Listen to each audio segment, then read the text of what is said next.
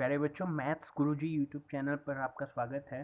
आज हम इस वीडियो में एसएससी का जो डिस्क्रिप्टिव एग्ज़ाम होता है, उस एग्ज़ाम में एक इम्पोर्टेंट निबंध आ सकता है। वो रहता है महिला सशक्तिकरण। महिला सशक्तिकरण पर निबंध लिखो, जिसे हम इंग्लिश में बोलते हैं वुमन एम्पावरमेंट। वुमन एम्पावरमेंट पर ऐसे लिखो। तो वो टॉपिक आज हम कवर करने वाले हैं, और इस टॉपिक का मीडियम जो रहेगा वो रहेगा हमारा हिंदी मीडियम। हम ये टॉपिक हिंदी मीडियम में कवर करेंगे आज इस वीडियो में। तो सबसे पहले अगर हम निबंध लिख रहे हैं, तो सबसे पहला काम ये होता है कि उस निबंध के बारे में कुछ इंट्रोडक्शन दिया जाए। इंट्रोडक्शन मीन महिला सशक्तिकरण क्या है। आप सभी स्टूडेंट्स को ये भी दिख रहा है पूरा स्क्रीन पर। मैंने सबसे पहले डेफिनेशन दे रखी है कि यहाँ पर महिला सशक्तिकरण एक्चुअली होता क्या है। अपनी निजी स्वतंत्रता और स्वयं के फैसले लेने के लिए महिलाओं को अधिकार देना ही महिला सशक्तिकरण है। अगर महिलाएं अपने फैसले खुद ले सके तो हम ये कहेंगे कि महिला सशक्तिकरण हुआ है।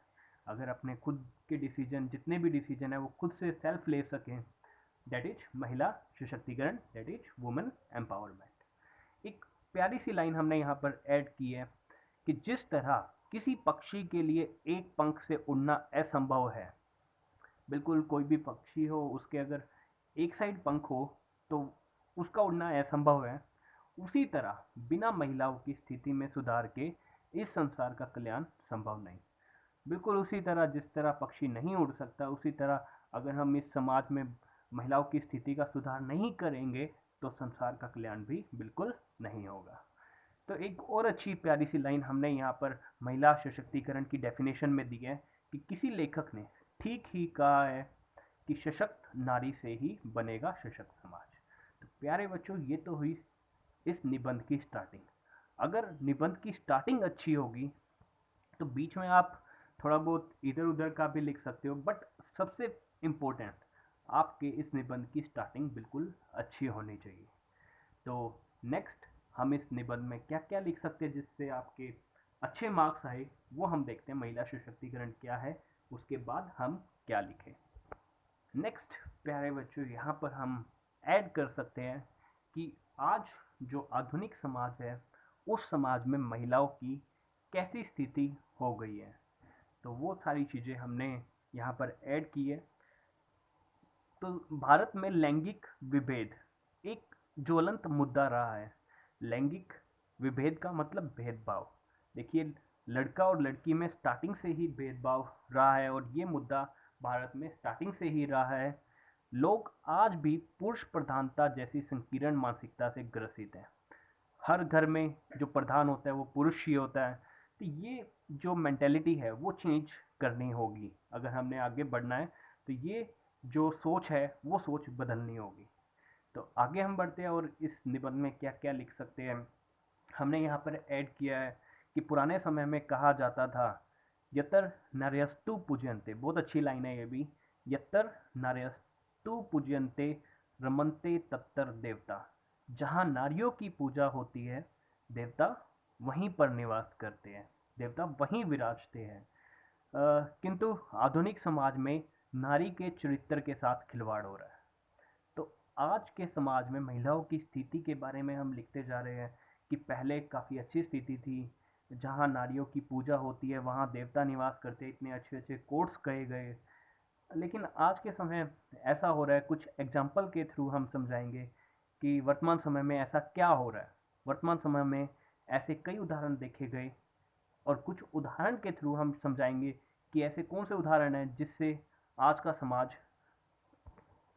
का समाज महिलाओं को कमज़ोर समझने लग गया। तो वो एग्जाम्पल है, जैसे हमने यहाँ पर सारे एग्जाम्पल उदाहरण दिखाए हैं। वर्तमान समय में ऐसे कई उदाहरण देखे गए, जैसे दिल्ली में घटित निर्भया कांड।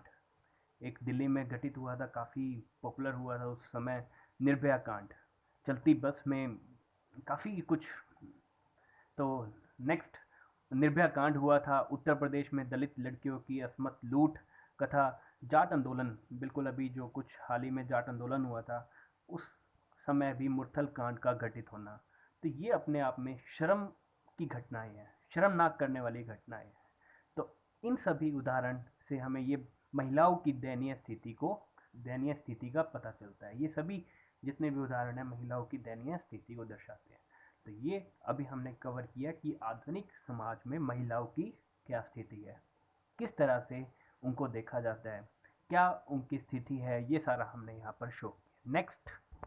नेक्स्ट हम बढ़ते हैं, महिला सशक्तिकरण की क्या आवश्यकता होती है।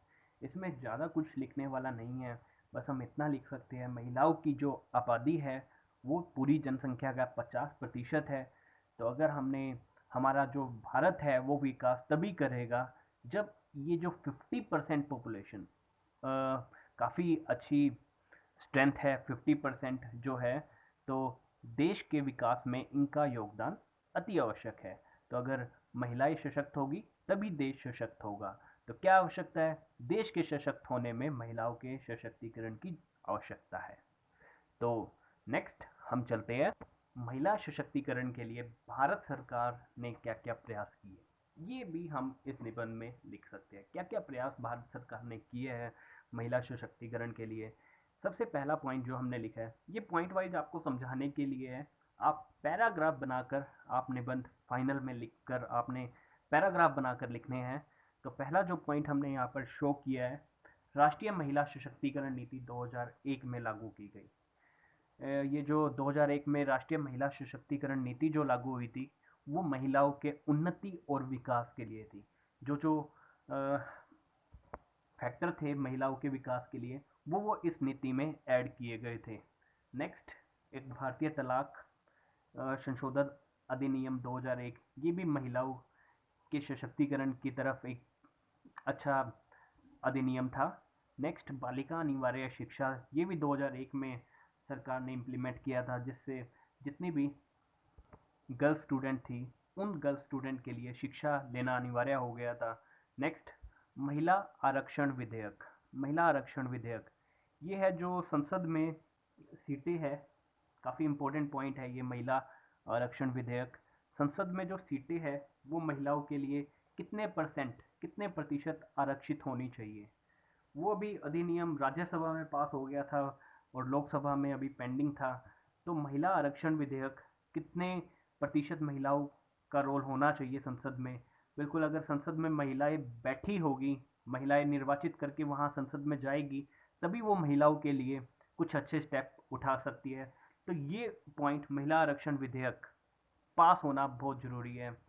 और साथ ही साथ भारत सरकार ने और क्या किया है, एक राह है शांति पुरस्कार। जितनी भी गर्ल्स हैं उनके लिए शांति पुरस्कार भी स्टार्ट किया गया। तो इतने प्रयास किए गए। साथ ही साथ आपको पता होगा, ये पॉइंट भी आप जरूर ऐड कर लेना, बेटी बचाओ बेटी पढ़ाओ। बेटी बचाओ बेटी पढ़ाओ ये अभियान भी स्टार्ट किया गया। तो सरकार ने, जिससे क्या हुआ, बेटी बचाओ बेटी पढ़ाओ, जिससे वुमेन एम्पावरमेंट, महिला सशक्तिकरण की तरफ ही ये कदम है। तो इतने प्रयासों के बाद भी महिला सशक्तिकरण इतना प्रबल नहीं हो सका, अभी तक इतना प्रबल नहीं हुआ है।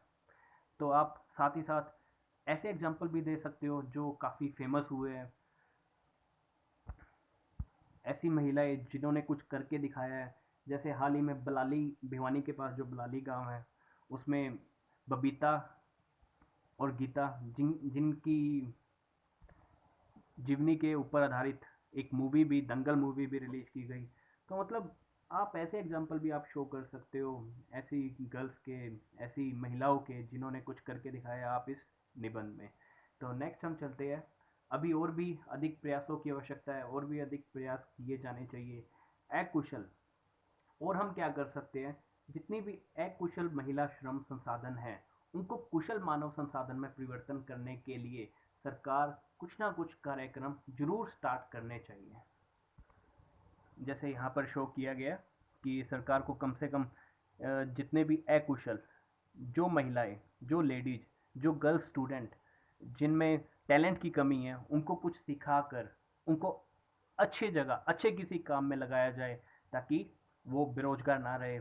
तो वुमेन एम्पावरमेंट तब भी बढ़ सकता है अगर उनके जो भी बिना टैलेंटेड है उनको कुछ सिखाकर अच्छे टैलेंट में कन्वर्ट किया जाए। और साथ साथ हमने यहाँ पर ऐसे ऐसे एग्जाम्पल भी दिए हैं, इंदिरा गांधी, मदर टेरेसा, कल्पना चावला और श्रीमती प्रतिभा पाटिल, जो राष्ट्रपति भी रही है प्रतिभा पाटिल, जैसे उदाहरण सबके समक्ष दिए जाने चाहिए, ताकि जितने भी स्टूडेंट हैं, जितनी भी गर्ल स्टूडेंट है, वो इंस्पायर हो, और तभी महिला सशक्तिकरण को बढ़ावा मिलेगा। नेक्स्ट प्यारे बच्चों, हम चलते हैं निष्कर्ष। तो मैंने आपको पहले बोला है, आपने पैराग्राफ बनाकर लिखने हैं। इस तरह से पॉइंट्स बनाने की ज़रूरत नहीं है, ये जस्ट आपको समझाने के लिए बताया गया था। और अगर हम एक बार फिर से रिपीट करें, तो अब तक हमने सबसे पहले पढ़ा था इंट्रोडक्शन के बाद आधुनिक समाज में महिलाओं का स्थिति, महिलाओं की क्या स्थिति है आधुनिक समाज में। उसके बाद हमने पढ़ा था आवश्यकता, महिला सशक्तिकरण की आवश्यकता ही क्यों पड़ी। और अभी हमने पढ़ा है भारत सरकार ने क्या क्या प्रयास किए और कुछ एग्जाम्पल। और ध्यान दीजिए, ये जो आपके एग्जाम्पल्स देने हैं आपने, वो एग्जाम्पल्स में आप इंक्लूड करना जितनी भी महिलाएं हो, वो भारतीय हो, वो एग्जाम्पल काफ़ी बेटर रहेंगे एज कम्पेयर टू वो महिलाएं जो विदेश से हो। अगर आप विदेशी महिलाओं के उदाहरण दोगे, वो इतना इम्पोर्टेंट नहीं रहेगा। तो भारतीय महिलाएं जिन्होंने कामयाबी पाई है, आप उसके एग्जाम्पल्स यहाँ पर दे सकते हो कि ऐसे ऐसे उन्होंने इतनी अच्छी कामयाबी पाई। लास्ट में हम आते हैं कंक्लूजन पे।